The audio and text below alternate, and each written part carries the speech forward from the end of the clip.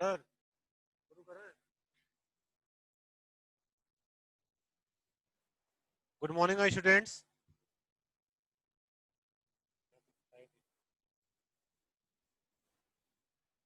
तो आज आपके हिंदी क्लास का सेकेंड डे। पहले दिन हम लोगों ने पढ़ा हम पंछी उन्मुक्त गगन के। आज हिंदी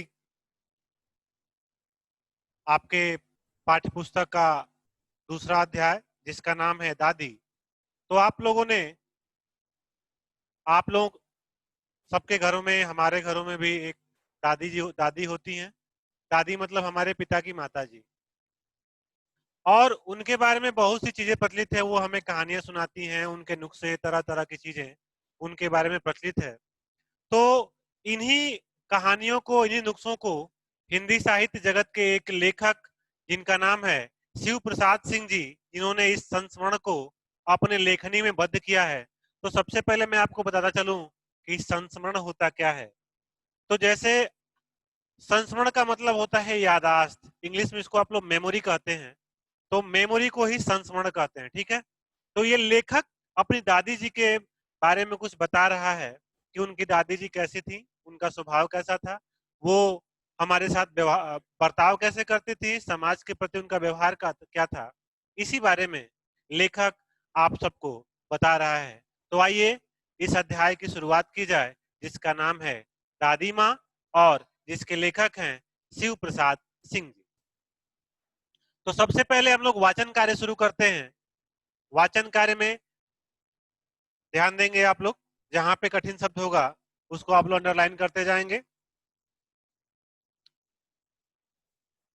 कमजोरी ही है अपनी, पर सच तो यह है कि जरा सी कठिनाई पड़ते बीसों गर्मी, बरसात और बसंत देखने के बाद भी मेरा मन सदा तो नहीं, प्रायः अनमना सा हो जाता है।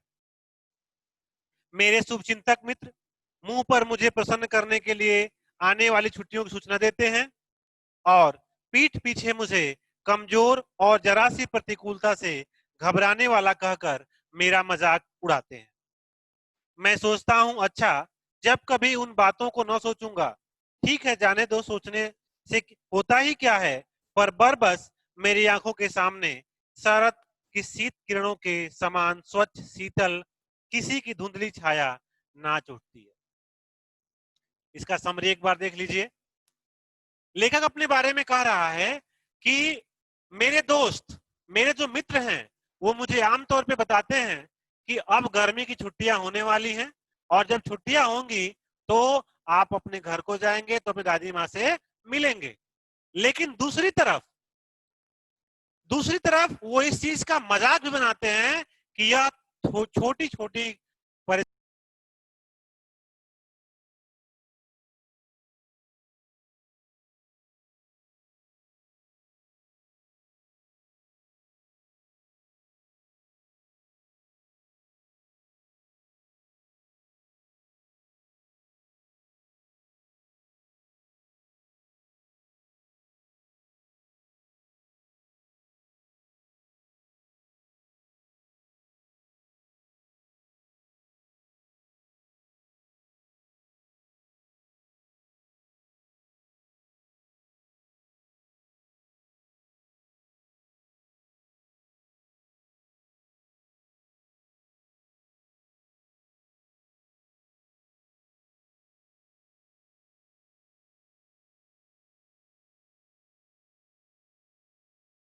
बरबस, दूसरा शब्द आया है बरबस।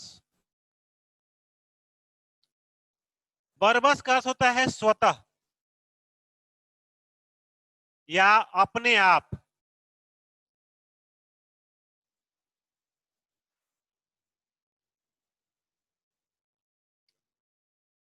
शीत, शीत, शीत मतलब एक ऋतु होती है, ठंडे की ऋतु, और शीत ऋतु में जो ओस की बूंदें पड़ती हैं उसी के बारे में कहा गया है, ठीक है।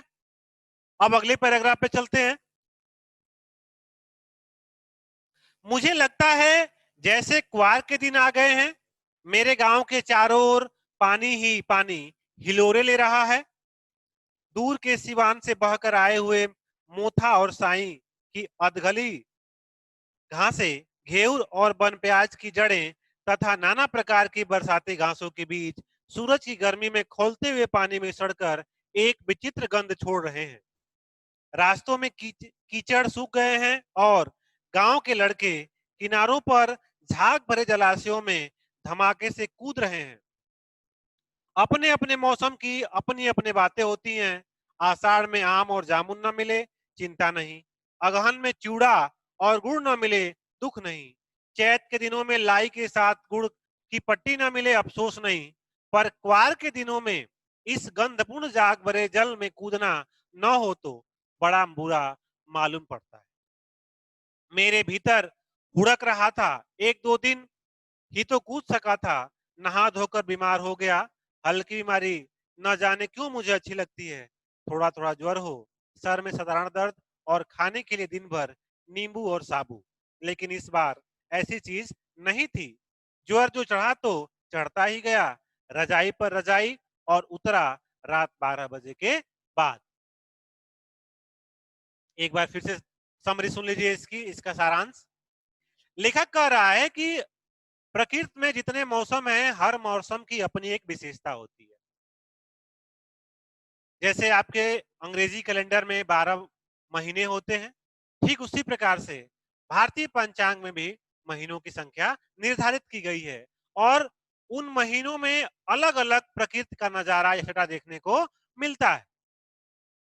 लेखक कह रहा है कि जब बरसात ऋतु होती है और जब धान की फसल तैयार हो जाती है, जब बारिश बहुत अधिक होती है, तो दूर दूर से जल के साथ बहकर जो घासें आकर एकत्र होती हैं और जब उनमें सड़न होती है तो उसकी एक अजीब सी सुगंध या दुर्गंध जो कहें, वो देखने को या सूंघने को मिल जाती है।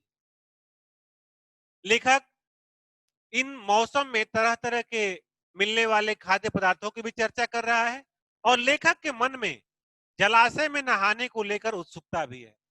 लेखक कह रहा है कि भले ही मुझे इन महीनों में जो खाने की चीजें हैं वो न मिले, लेकिन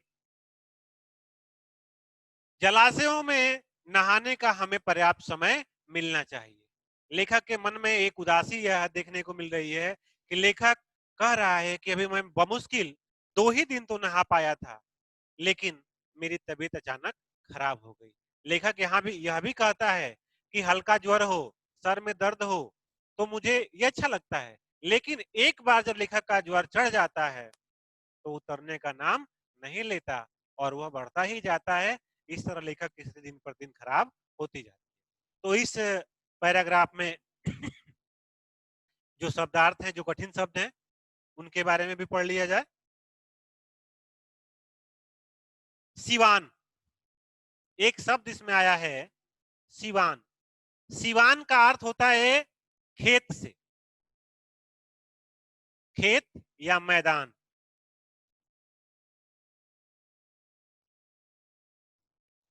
विचित्र, आप लोग जानते होंगे, विचित्र मतलब होता है अद्भुत, एक विशेष प्रकार की। चूड़ा, चूड़ा आप लोग खाते होंगे आमतौर पे दिवाली के बाद जो गोवर्धन पूजा होती है, गाँव में चूड़ा और मिठाई की परंपरा चलती है, गोवर्धन भगवान की पूजा की जाती है, तो उसी चूड़ा के बारे में यहाँ पे जिक्र किया गया है। झाग, झाग से मतलब फेन से है। जब आप लोग कहीं एक धार से जल गिराते हैं किसी स्थान पे, तो वहां पे देखते हैं कुछ झाग नुमा आकृति बनती जाती है, उन्हीं को झाग कहा गया है। अर्थात जलाशयों में जब जल इकट्ठा होता है तो वहां पे एक झाग की आकृति बन जाती है। ऐसे जलाशय में लेखक नहाना चाहता है। ज्वर, ज्वर जिसको आप लोग इंग्लिश में फीवर कहते हैं, उसको हिंदी में बुखार कहा जाता है।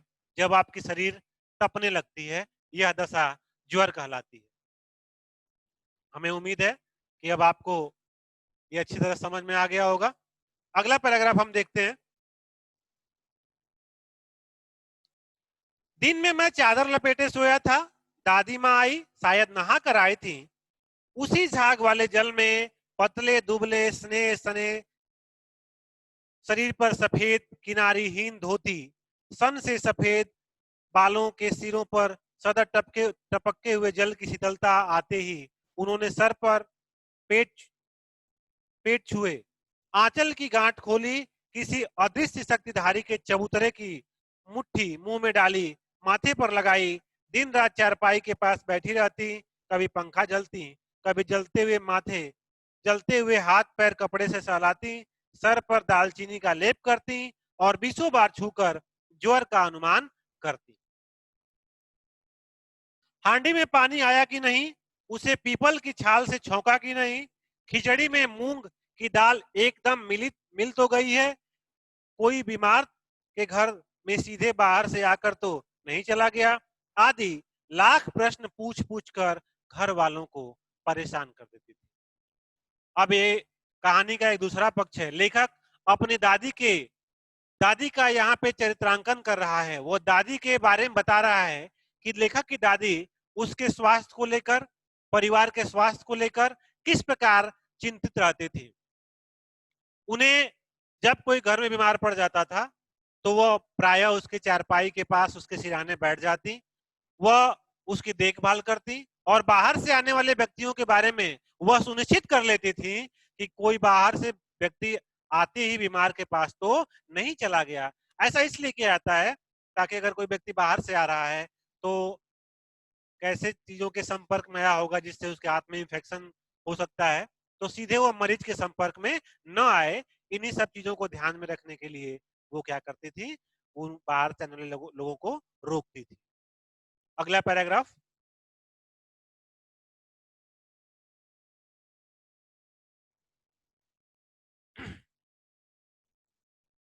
अगला पैराग्राफ ध्यान देंगे आप लोग। दादी माँ को गवई गांव की 50 किस्म की दवाइयों के नाम याद थे। गवई मतलब जो हमारे घर में जो घरेलू नुस्खे होते हैं उनको गवई किस्म की दवाइयां कहा जा सकता है। गांव में कोई बीमार होता उनके पास पहुंचती और वहां भी वही काम, हाथ छूना, माथा छूना, पेट छूना, फिर भूत से लेकर मलेरिया, सरसाम, निमोनिया तक का अनुमान विश्वास के साथ सुनाती थी। महामारी और विसूचिका के दिनों में रोज सवेरे उठकर स्नान के बाद लवंग और गुड़ मिश्रित जलधार, गुग्गुल और धूप, सफाई कोई उनसे सीख ले। दवा में देर होती, मिश्री या शहद खत्म हो जाता, चादर या गिलाफ नहीं बदले जाते तो वो जैसे पागल हो जाती। बुखार तो मुझे अब भी आता है, नौकर पानी दे जाता है, मेष महाराज अपने मन से पकाकर खिचड़ी या साबू, डॉक्टर साहब आकर नाड़ी देख जाते हैं और कुनैन मिक्सचर की शीशी की तिताई के डर से बुखार भाग भी जाता है, पर न जाने क्यों ऐसे बुखार को बुलाने का जी नहीं होता। लेखक कह रहा है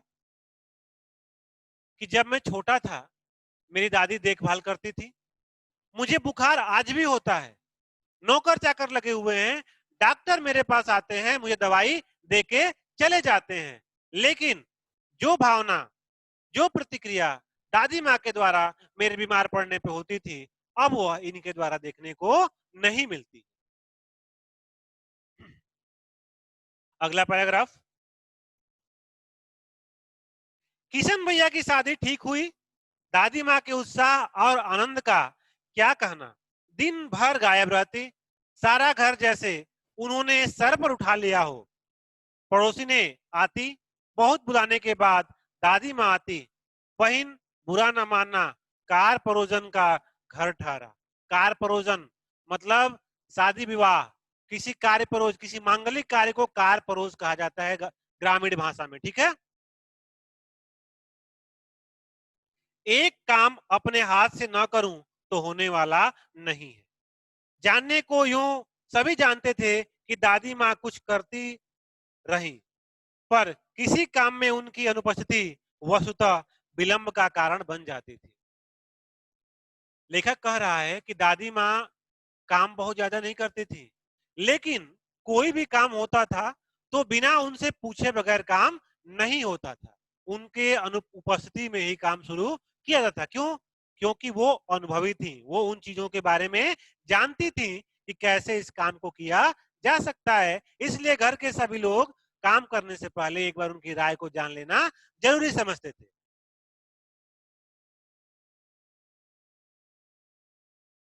उन्हीं दिनों की बात है। एक दिन दोपहर को मैं घर लौटा। बाहरी निकसार में दादी माँ किसी पर बिगड़ रही थी। देखा पास के कोनों में दुबकी रामी की चाची खड़ी हैं। सो न होगा धन्नो मेरे, मैं सूद के आज दे दे। तेरी आंख में तो शर्म है नहीं, मांगने के समय कैसी आई थी, पैरों पे नाक रगड़ती फिरी, किसी ने एक पाई भी न दी। अब लगी है आजकल करने, फसल में दूंगी, अब क्या तेरी खाते दूसरी फसल कटेगी। आप लोग जानते होंगे कि गांव में जब किसी को पैसे की जरूरत पड़ती है तो वो किसी पड़ोस में या किसी के पास जाकर कुछ दिनों के लिए पैसे उधार मांगकर ले आता है। तो दादी माँ का स्वभाव भी ऐसा ही था कि वो दूसरों को पैसे दे देती थी। इसी प्रकार लेखक ने इस कहानी के माध्यम से, इस संस्मरण के माध्यम से यह बताने का प्रयास किया है कि जो लेखक की दादी थी वो भी इसी स्वभाव से मिलती जुलती थी। गांव के लोगों को वक्त बेवक्त वो पैसा देती रहती थी और समय पड़ने पर उन पे पैसा मांग भी लेती थी। इसी तरह इस संस्मरण में एक पात्र आया है रामी की चाची, जिन्होंने जिसने लेखक की दादी से पैसे उधार लिए थे और लेखक की दादी जब उसे मांगती थी तो वो बार बार ये कहती थी कि फसल कट जाएगी तो मैं आपको दे दूंगी। इस कई फसलें कट गई लेकिन वो पैसा उनको वापस नहीं मिला। तब दादी माँ उससे बिगड़ जाती हैं और कहती हैं कितनी फसल कट गई, आज तक तुम्हारा पैसा वापस नहीं मिला, क्या अब क्या क्या करोगी, जब तुमको लेना था तो मेरे पास आके नाक रगड़ती थी और अब देने के समय तुम मुझसे दूर दूर भाग रही हो। आगे देखिए।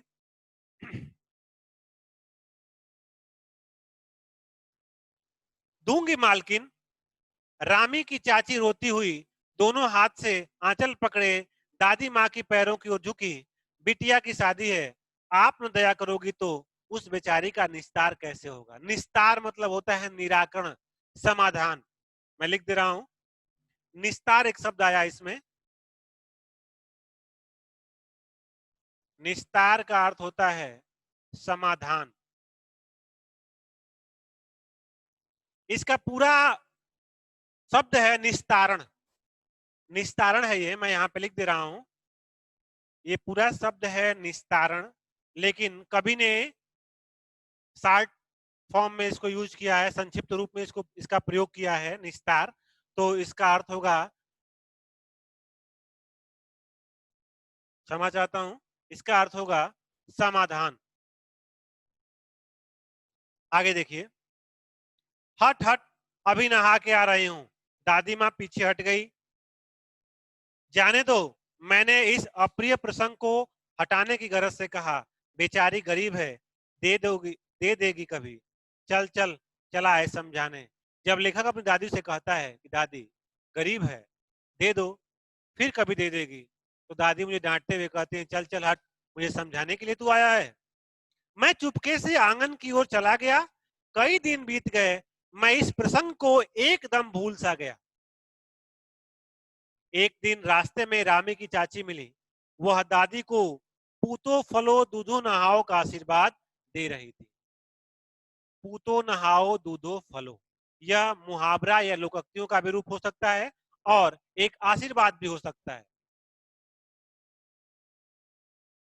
मैंने पूछा क्या बात है धन्नो चाची, तो उसने बिहल होकर कहा उरीन हो गई बेटा, भगवान भला करे हमारी मालकिन का। उरीन, उत्तीर्ण, उरीन मतलब उत्तीर्ण, उरीन, उरीन लिखा है, उत्तीर्ण।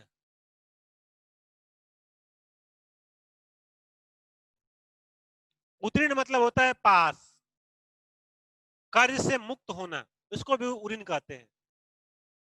आप लोग गांव में सुनेंगे कि मैं उत्तीर्ण हो गया, कर्ज देकर मुक्त हो गया, उसी का ये देसी रूप है उरीन।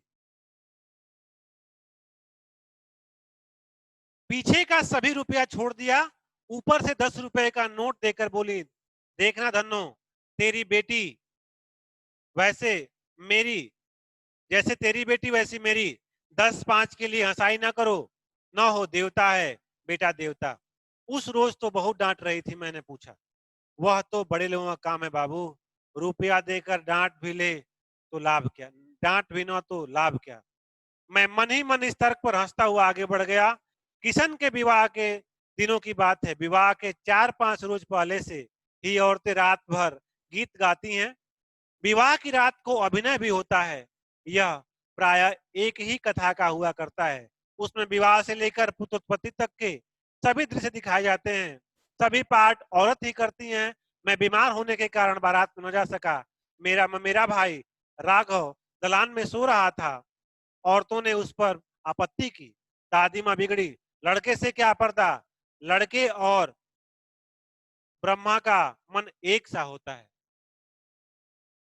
यहाँ गांव में जब बारात जाती है तो सभी पुरुष तो बारात से बारात चले जाते हैं, लेकिन जो औरतें बचती हैं वो क्या करती हैं, घर में एक उत्सव का माहौल होता है। वो लोग प्राय एक अभिनय करती हैं जिसमें विवाह से लेकर पुत्र उत्पत्ति तक, मतलब संतान उत्पत्ति तक की सभी घटनाओं का वो मंचन करती हैं। तो लेखक कह रहा है कि मेरी तबीयत ठीक नहीं थी जिस कारण मैं वहां पे नहीं जा सका था। और मेरा ममेरा भाई राघव भी घर पे था, जो दलान में सोया हुआ था। तो महिलाओं ने इस पे आपत्ति की, लेकिन दादी ने उनको डांटते फटकारते हुए कहा, वो सोया है तो उसको सोने दो, क्योंकि बच्चे और भगवान एक समान होते हैं। आगे देखिए।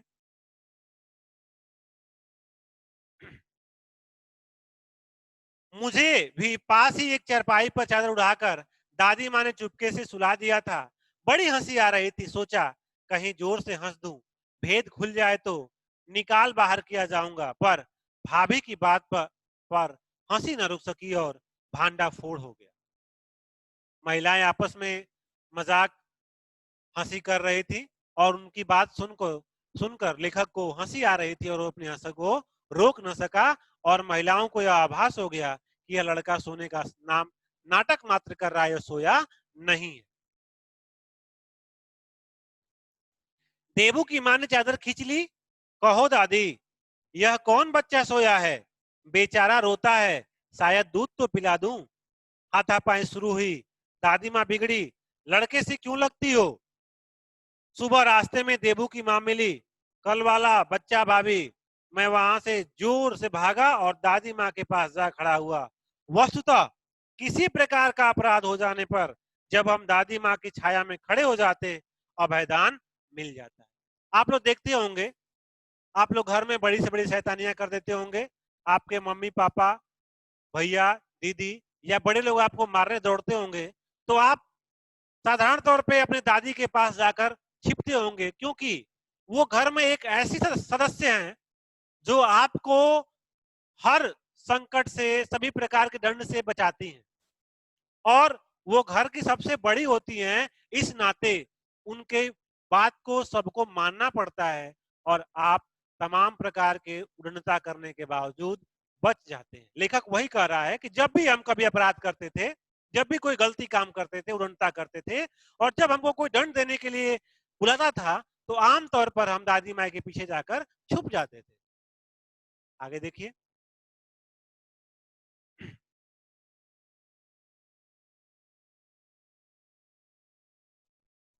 स्नेह और ममता की मूर्ति दादी माँ की एक एक बात आज कैसी कैसी मालूम होती है। परिस्थितियों का वात्या चक्र जीवन को सूखे पत्ते सा कैसा नचाता है, इसे दादी माँ खूब जानती थी। दादा के मृत्यु के बाद से ही वे बहुत उदास रहते। संसार उन्हें धोखे की टट्टी मालूम होता। दादा ने उन्हें स्वयं जो धोखा दिया, वे सदा उन्हें आगे भेजकर अपने पीछे जाने की झूठी बात कहा करते थे। दादा की मृत्यु के बाद कुकुरमुत्ते की तरह बढ़ने वाले, मुंह में राम बगल में छुरी वाले दोस्तों की शुभ चिंता ने स्थिति को और भी डवाडोल कर दी। दादा के श्राद्ध में दादी के मना करने पर भी पिताजी ने अतुल संपत्ति व्यय की। वह घर की तो थी नहीं। दादी माँ अक्सर उदास रहा करती। माँ के दिन थे, कड़ाके का जाड़ा पड़ रहा था। पछुआ का सन्नाटा और पाले की शीत हड्डियों में घुस पड़ती। शाम को मैंने देखा, दादी माँ गीली धोती पहने कोने वाले घर में एक संदूक पर दिया जलाए हाथ जोड़कर बैठी हैं। उनकी स्नेह कातर आंखों में मैंने आंसू कभी नहीं देखे थे। मैं बहुत देर तक मन मारे उनके पास बैठा रहा। उनकी आंखें खोली, उन्होंने आंखें खोली। दादी माँ, मैंने धीरे से कहा।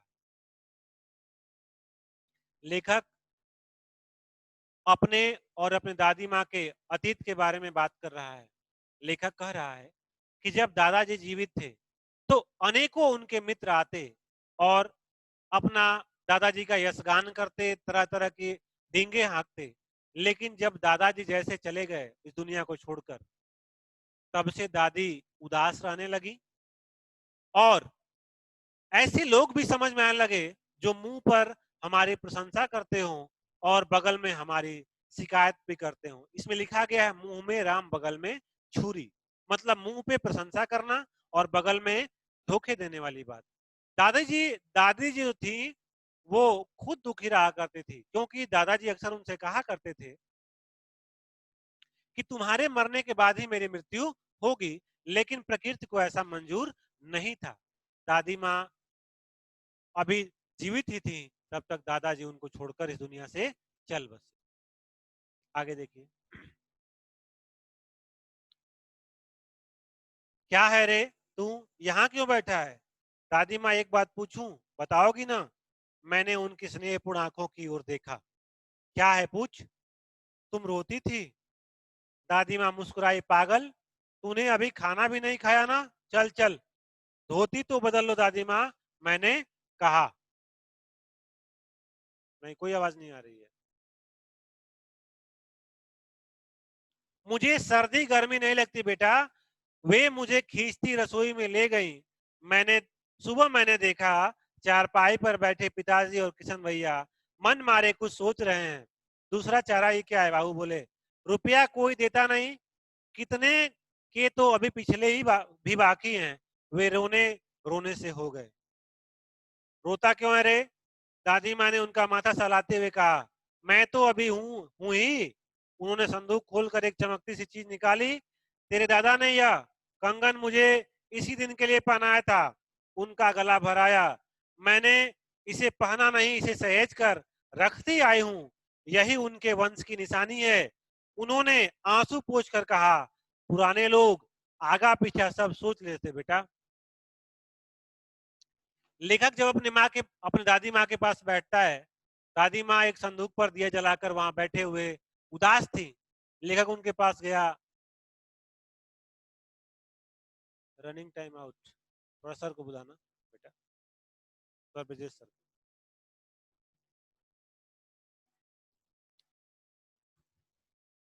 दादी माँ उससे पूछती है, क्या तुमने खाना खाया? और उसका हाथ पकड़ते हुए वो रसोई घर की तरफ ले जाती हैं।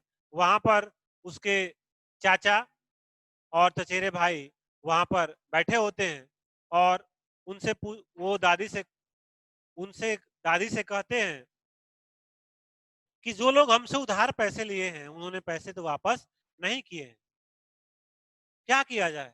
तब दादी माँ उनसे कहती है कि तुम चिंता क्यों करते हो? चिंता करने की तुम्हें कोई आवश्यकता नहीं है। और वो संदूक खोलती हैं और संदूक में से एक चमकती हुई चीज निकालती हैं, जो कि एक सोने का कंगन होता है। दादाजी उनको भेंट किए होते हैं। वो बोलती हैं कि जो पुराने लोग होते हैं उनको आगे पीछे अर्थात भूत और भविष्य की चिंता होती है, इसलिए वो कुछ न कुछ संपत्ति वहां पे रख देते हैं। इसके बाद आगे देखिए। सचमुच मुझे दादी माँ साप भ्रष्ट देवी सी लगी, धुंधली छाया विलीन हो गई। मैंने देखा दिन का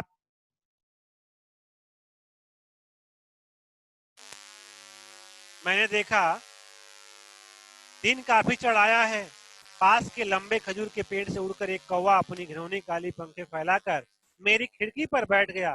हाथ में अब भी किशन भैया का पत्र कांप रहा था। काली चींटियों की कतारें धूमिल हो रही थी। आंखों पर विश्वास नहीं होता। मन बार बार अपने से पूछ पूछ बैठता है, क्या सचमुच दादी माँ नहीं? अब तक इस संस्मरण में आपने देखा कि लेखक को एक पत्र मिलता है और पत्र मिलने के बाद उसको अतीत की चीजें, बचपन की वो सभी यादें याद आती हैं कि दादी माँ विपत्ति के समय में, संकट के समय